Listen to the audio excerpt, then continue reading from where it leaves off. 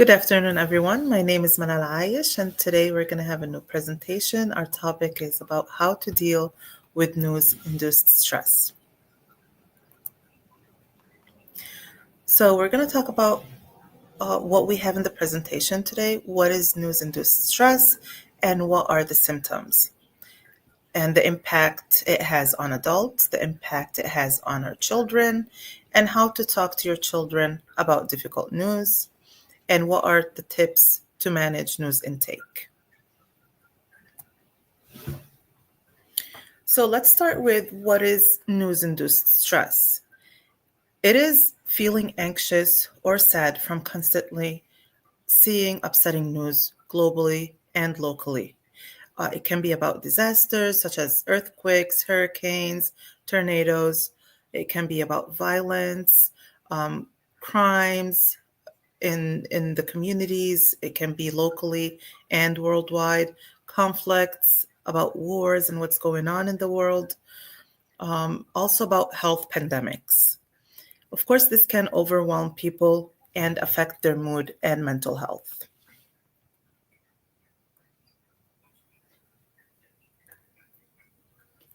So because the news is designed as, or it works as 24-hour news. It's 24-hour news, 24/7. So people are sitting on the news just hoping for something to change. Listening, all the news are like most of the news are negative, and the news that we get attached to hear most of the times or all day is usually negative news. That's why it does affect our mental health. So, what is the impact on adults? It has emotional effects, it has physical effects, and also it does affect us, it does affect our behavior. So, the emotional effect, it does cause increase in anxiety, it does cause depression, it makes us like be afraid most of the time. It can also give us like trouble in sleeping. The physical symptoms, it causes headaches, fatigue, and tension. The behavioral changes, because of like it does affect our mental health, so we avoid listening to the news, or we avoid hearing or watching, or any app like the news app on our phone, we try to avoid it. Also, it does cause changes in social interactions, and it does cause altered work performance. What is the impact on our children?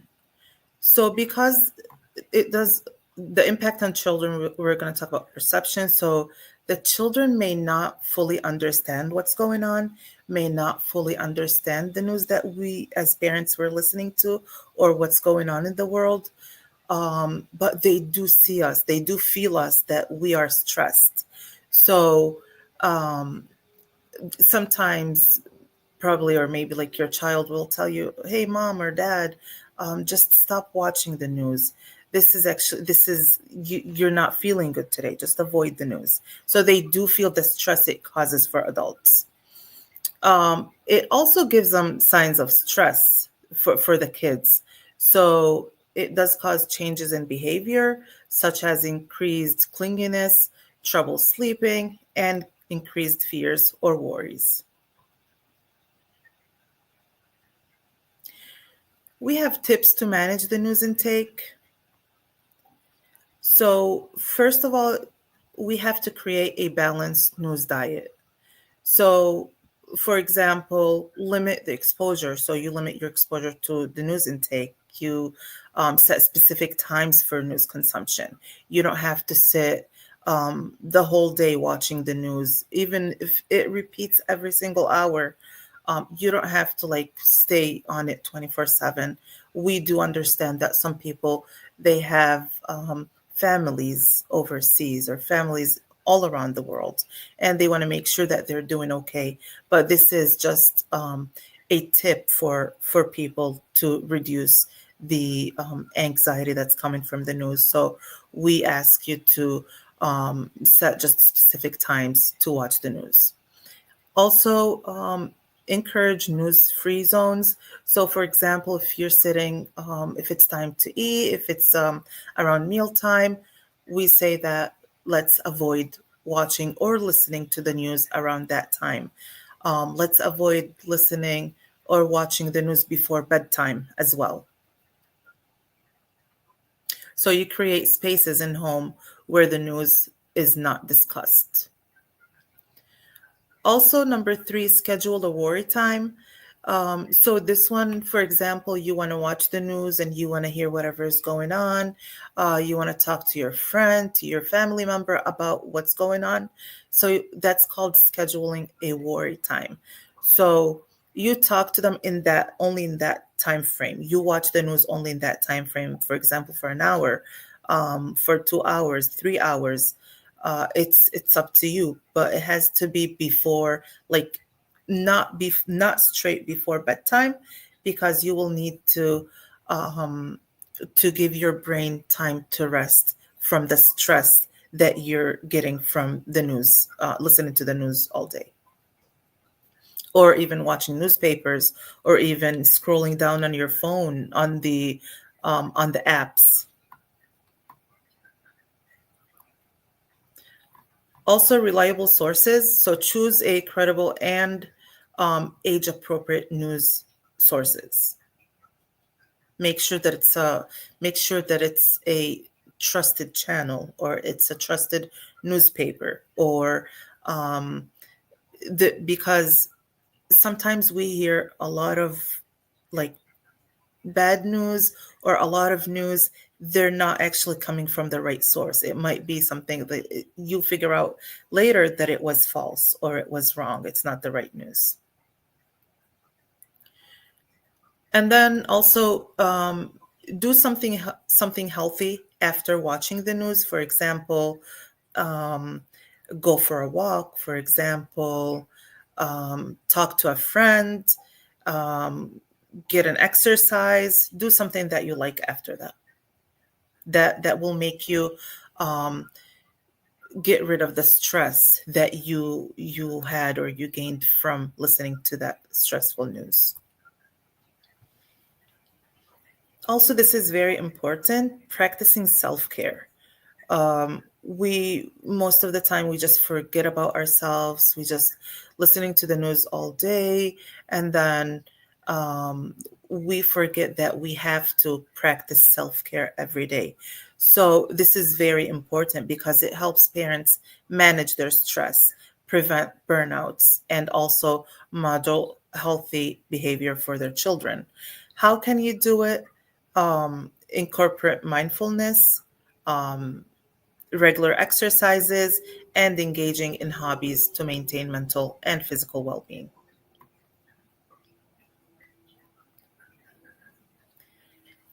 How to talk to children about difficult news. First of all, we monitor the news consumption, as we mentioned earlier. So you need to limit the amount of news exposure for both adults and children.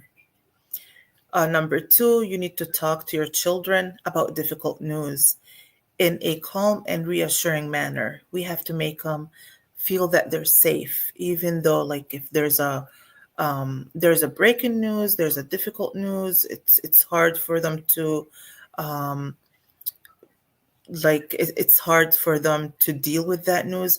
We have to make sure that we're talking to them in a calm and reassuring manner, to and also make sure that it's appropriate for their ages. Also, tell the truth. This is very important. You lay out the facts at a level that they can understand. Um, you don't need to give graphic details for younger kids. If you don't know something, or if it's, like, hard for them to absorb, then you can say, I don't know. This is a way that sometimes they ask us questions, like, really they heard something, or they saw a picture. For example, if we're watching the news in front of them, so what, mom or dad, what is this? You can say, oh, I don't know, just, like, I'm not saying, like, lie to them, but I don't know what is this. This is like an answer for them because sometimes it's I know it says tell the truth, but sometimes it's hard for them to understand it. Find out what they know. For example, you ask them, "What have you heard about? What have you heard about this topic or this news? What do you know about this? Did you hear that?" And then listen to them. Listening to them is very important because listening to them, you will know what they have in their mind, what they know about that news, and then you can answer the question that they ask you after learning what they know. So you're not giving them something extra that they don't need to deal with, or that's not going to give them more stress. As we said, reassurance, so provide comfort and reassurance to elevate children's fears. You want to make sure that they're always feeling safe, no matter what's happening in the world. Um, that you have to make them feel that they are safe. Nothing in the world will affect them, and that they will be protected by you.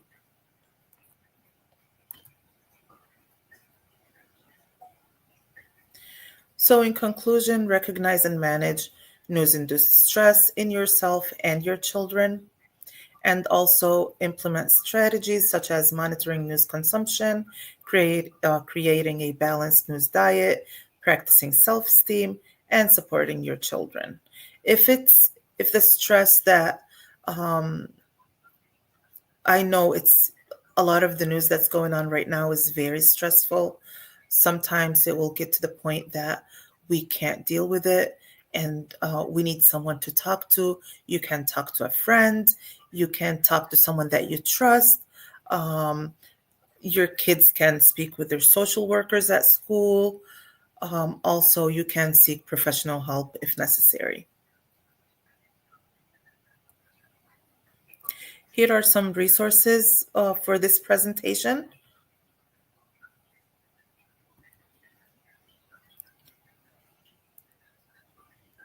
That's all. Thank you so much and have a nice day.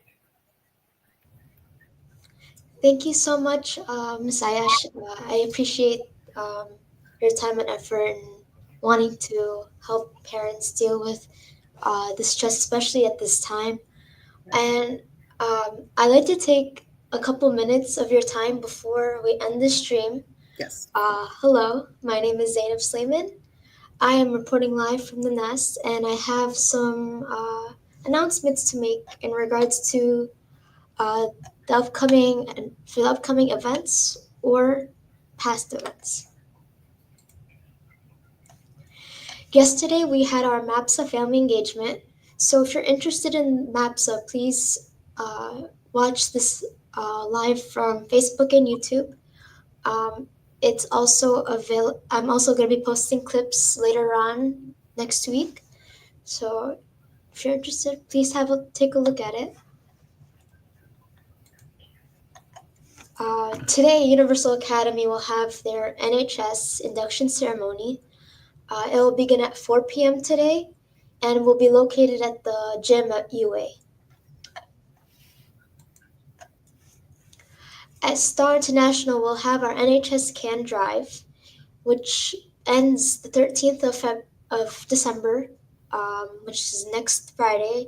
So if you're interested, it will be located near the library hallway. All school calendars have been uploaded and updated, and they should be available on Class Dojo and Instagram. Here are the slides. So we have stars, we have more star, UA, and for this week we had our ULA student government. They went to U of M, Michigan. They were given a session on Arab American history along with the tour of the campus. Lastly, Star International Academy student government, they had their field trip to the Arab American Museum where they learned how to preserve history or pieces of family artifacts. Uh, and along with a tour of the museum itself. Thank you so much for joining, everybody. This is the family engagement for how to deal with news-induced stress, and hopefully I'll see you next time. HES Academies have been serving the Detroit metro area for over 23 years, promoting academic excellence, leadership, and cultural diversity, ranking as some of the top schools in the state of Michigan. Our pre-K through 12th grade students enjoy tuition-free, state-accredited education by STEM-certified and highly qualified staff with no geographical restrictions, and with advanced placement, college dual enrollment, scholarship, and Arabic language programs. Noor International Academy in Sterling Heights at niapsa.org, Star International Academy in Dearborn Heights and in Canton at starpsa.org, Universal Academy in Detroit at universalpsa.org, and Universal Learning Academy in Westland at ulapsa.org. Join HES Academies today and enjoy a free Chromebook for every enrolled student.